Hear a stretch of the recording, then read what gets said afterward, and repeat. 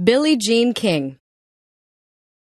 During her competitive days, Billie Jean King was one of the most successful players in women's tennis.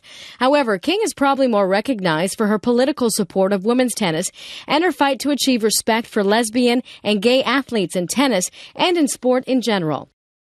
Born in Long Beach, California in 1943 as Billie Jean Moffitt, she began playing tennis at the age of 11. King learned the game playing on municipal courts rather than the route most successful players take in tennis in the private clubs. When King began competing in the elite levels of tennis, the sport was strictly amateur. She first entered Wimbledon in 1961, and only 2 years later, she advanced to the final. She won her first Wimbledon title in 1966 at the young age of 22. Her first place prize for winning was a $60 gift voucher for Harrods department store. By the end of her remarkable career, King would amass a remarkable 39 Grand Slam titles. Although women's tennis was amateur, King and a few other players began arguing for professional status. Indeed, King's competitive performances and training regimen took on a very professional tone. In fact, it was King and not men's player John McEnroe who started the practice of arguing against umpires' decisions on the court.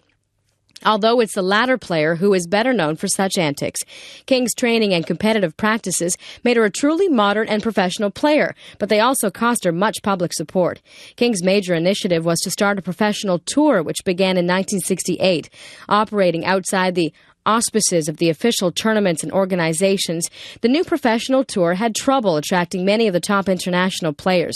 Interestingly, Wimbledon allowed professionals soon after King's tour started. The rest of the world's tours permitted professionals soon after. Among King's other major political initiatives, she aligned herself with the pro-abortion movement, Title IX legislation in the U.S., the purpose of which was to equalize girls' and women's funding and education.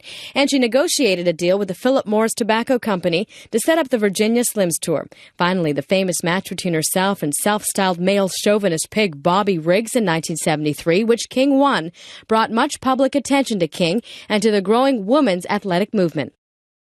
Finally, in 1981, it was revealed that King had a lesbian relationship with her secretary. At first, King denied the allegation, but later she admitted to the relationship. Instead of hiding her sexuality, which is what female lesbian athletes have been doing for years, King was the first major sports superstar to come out. As such, King will be justifiably recognized as one of the first and most important fighters for the sexual rights of gays and lesbians in sport.